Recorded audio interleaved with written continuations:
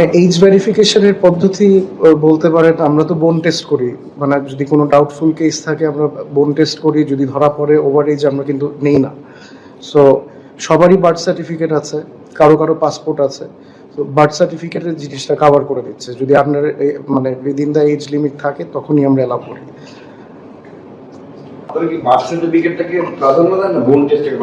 এখন ধরেন যদি 170 জন থাকে, সবার তো আর বোন টেস্ট করানো যাবে না, ওটা র্যান্ডম পিকিং হয়। র্যান্ডম পিকিং এ যদি বের হয়, মানে 70 জনের বোন টেস্টটা কি প্র্যাকটিক্যালি পসিবল? একটা জিনিস নিয়ে কমপ্লেইন আমি পেয়েছি, সামনে রিপোর্ট করবো একটু জানার জন্য, যে যদি ক্রিকেট বোর্ড কোনো পার্টিকুলার গ্রুপ অফ ক্রিকেটার্স বা ক্রিকেটারদের একই ক্রিকেটারের 3-4টা বার্থ সার্টিফিকেট তৈরি করতে অ্যালাউ করে, এবং ক্রিকেট বোর্ডের নথির মধ্যে সেটা আছে। ধরেন আমি একজন ক্রিকেটার, আমাকে বাই ফেস আর বাই নেমে চেনে, বাট আমার একই সাথে 3টা বার্থ সার্টিফিকেট আলাদা আলাদা নামে, রিয়াসাদ আজিম, রিয়াসাদ আজম, ঠিক আছে, এরকম করে আছে। আমার বাবার নাম ধরেন আগে মোহাম্মদ আছে, পরেরটা চেঞ্জ করে। সো এরকম যদি ব্যাপারগুলো আপনারা কখনো পান, এটা কি মনে করেন যে বিসিবির রেপুটেশনের জন্য খুবই হার্মফুল হতে পারে ইন্টারন্যাশনালি? কারণ এই ক্রিকেটাররা ইন্টারন্যাশনাল ক্রিকেট অলরেডি খেলে বা খেলে ফেলেছে, আর এটা বন্ধ করার জন্য আসলে আপনারা সামনে কোনো উদ্যোগ নেবেন কিনা? আমি প্রমাণ দিতে পারবো। এটা যদি হয় আমরা ইমিডিয়েট অ্যাকশন নিব, কারণ এটা আপনার এক্সকিউজেবল না। মানে আপনার কাছে যেহেতু আছে, আপনি আমাকে দেন, you'll see the action that I take. এজটা আসলে কতটা ইম্পর্টেন্ট, মানে একটা 13 বা 14 বছর প্লেয়ার কে যখন আপনি নেবেন, তার বায়োমেকানিক যখন করতে যাবেন, সেই প্লেয়ারটা যখন 16 বছর হয়ে যাবে, কিন্তু আপনি 14 নিয়ে তাকে বায়োমেকানিক করতেন, কারণ আজকে ল্যাব করছেন, কারণ নিশ্চয়ই বায়োমেকানিকের কোনো কিছু আসবে। তো এজটা আসলে বেসিক্যালি কতটা ইম্পর্টেন্ট, মানে ডেভেলপমেন্টের জন্য একটা এজটা খুবই ইম্পর্টেন্ট। এইজের কারণে আপনি দেখবেন আন্ডার 14 একটা ছেলে খেলছে, অরিজিনাল, ধরলাম যে আমরা যদি বাংলাদেশি প্রেক্ষাপট থেকে দেখি, অরিজিনাল আন্ডার 14, সে যদি কোনো কারণে ওভারেজ হয়, মানে আন্ডার 16 একটা ছেলের সঙ্গে খেলে, এই 2 বছরে কিন্তু গ্যাপটা অনেক বড় হয়, ওইখানে ডিফারেন্সটা দেখা যায়। সো এই জায়গাটায় আমরা গেম ডেভেলপমেন্ট কিন্তু সবসময় কনসার্ন। আমরা সিলেক্টর থাকা অবস্থায় এটা নিয়ে বারবার কথা বলেছি, এবং কোচরা কথা বলি, আমাদের ডিপার্টমেন্টের মধ্যে ইন্টারনালি অনেক ডিসকাশন হয় যে বেস্ট আউটকামটা কীভাবে আমরা এখান থেকে বের করে আনতে পারি। সো এটা নিয়ে আমরা ওয়ার্কআউট করছি, রেগুলারই করছি। বাট অ্যানালাইসিসের ব্যাপারটা আবার ডিফারেন্ট। অ্যানালাইসিস যেখানে আপনার অ্যানালাইসিস সেন্টার নিয়ে কথা হচ্ছে, না এটা তো অ্যানালাইসিসের সাথে সম্পর্ক নয়, পারফরম্যান্সের সাথে আছে। এটা বলতে পারেন যে 19 বছরের আপনার যখন বায়োমেকানিক্যাল দৃশ্যে একটা ফিজিক্যাল প্রজেক্ট আছে, তো যখন এটা হবে তখন তো পারফেক্ট এজ ছাড়া তো তার মেকানিক্যাল মানে বডি ইয়েটাও তো পাবেন না। ওইটা আপনার 16 বছরও যদি হয়, ধরেন আমরা আইডেন্টিফাই করতে পারলাম তার মেডিকেল টেস্টে বা বোন টেস্টে সে অ্যাবাভ এজ, তারপরেও যদি সে পোটেনশিয়াল দেখি তাকে ল্যাবে নেওয়া হচ্ছে। পারফরমেন্স ডেভেলপমেন্টটা টোটালি ডিফারেন্ট পার্ট। মানে আপনি বলতে পারেন না, একটা 19-এর ছেলে যদি 21 হয়ে যায় বা 22 হয়ে যায়, তার পারফরমেন্স স্বাভাবিকভাবেই 19-এর চেয়ে বেটার হবে। বোন টেস্টটা করানো কি খুব বেশি ব্যয়বহুল? এই কারণে আপনারা স্কিপ করছেন? মানে একটা যদি ডেভেলপমেন্টেই যান, তাহলে তো ডেভেলপমেন্টের একদম কোর জায়গাটাই এটা, যে প্লেয়াররাই রিপ্রেজেন্ট করছে ডিএলএসকে। তো এটা তখন আপনি এত কিছু করছেন, তারপর যদি এই জায়গাটায় ফোকাসটা না থাকে, তাহলে কি হবে? না, আমাদের ফোকাস অবশ্যই উইদিন দ্য এজ খেলানোর জন্যই থাকে।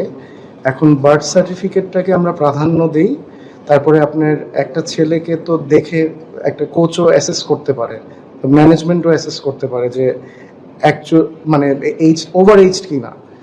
যাদেরকে আমরা ডাউট করি তাদেরকে র্যান্ডম করে আমরা টেস্টে পাঠাই। আর আচ্ছা, আমি এখানে একটু অ্যাড করতে পারি, যেহেতু আমি এজ গ্রুপ সিলেকশনে লম্বা সময় ছিলাম, 8 বছর। সো এখানে মেডিকেলের যে প্রসেসটা হয় কি, ফর এক্সাম্পল হিসেবে ঢাকা মেট্রো বলছি, ঢাকা মেট্রোতে 3টে এজ গ্রুপ মিলে প্রায় 600 থেকে 800 মেডিকেল হয়। 600 থেকে 800 মেডিকেল তো আর বোন টেস্ট করা সম্ভব না।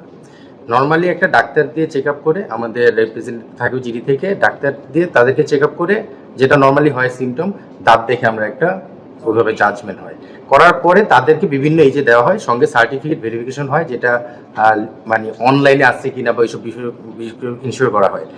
সেটার পরে ফর এক্সাম্পল আমার ছেলে হয়তো, আমি বলছি আন্ডার 14, আমি নিয়ে আসলাম, কিন্তু ডাক্তার দেখে বললো আন্ডার 16, ওকে 14 অ্যালাউড না।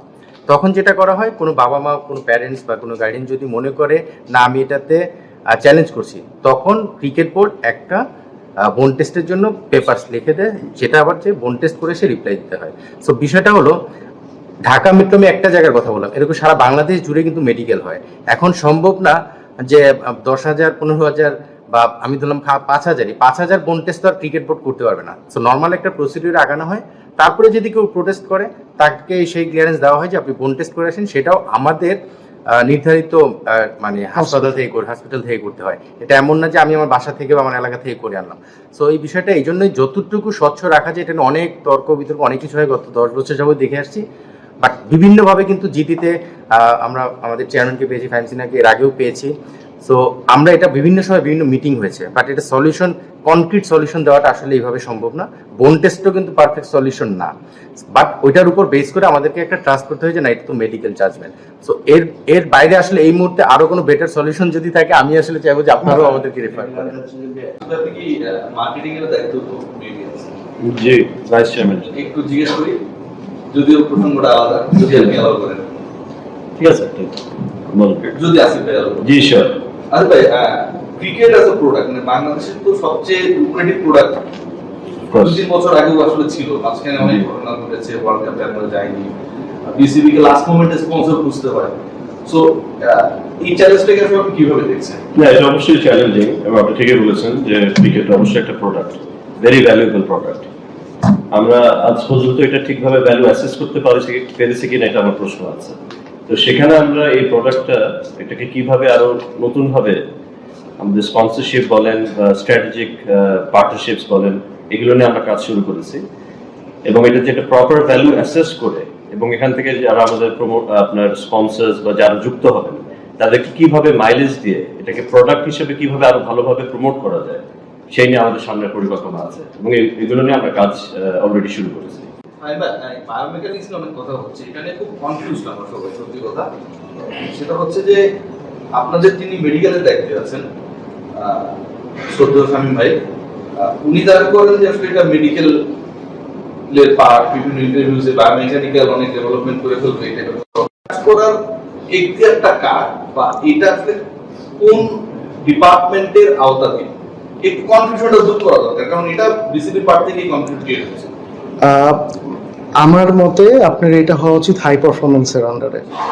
এটা আপনার একটা মানে ক্রিকেটিং পার্ট, আপনার ইনজুরি প্রিভেনশনের জন্য আমাদেরকে পাঠাবে, বায়োমেকানিক্স ল্যাবে একটা ছেলেকে পাঠাবে ইনজুরি থেকে রিকভার করার জন্য। বা আমরা যেহেতু প্রিভিয়াসলি দেখেছেন, আমরা অনেক প্লেয়ারকে অস্ট্রেলিয়াতে পাঠিয়েছি ইনজুরি থেকে রিকভার করানোর জন্য বা ইনজুরি প্রিভেনশনের জন্য কিছু অ্যাডভাইস নেওয়ার জন্য। তো মেডিকেলের কিছু পার্ট আছে, ওনাদের কিছু মেডিকেলের হয়তো রেকমেন্ডেশন অনুযায়ী বায়োমেকানিক্স ল্যাবে আপনার টেকনিশিয়ানরা কাজ করতে পারে, কোচরা কাজ করতে পারে, but not directly related to medical. এটা basically should be a part of HP. সব ধরনের খেলার খবর পেতে সাবস্ক্রাইব করুন, সঙ্গে থাকুন খেলার পাতার।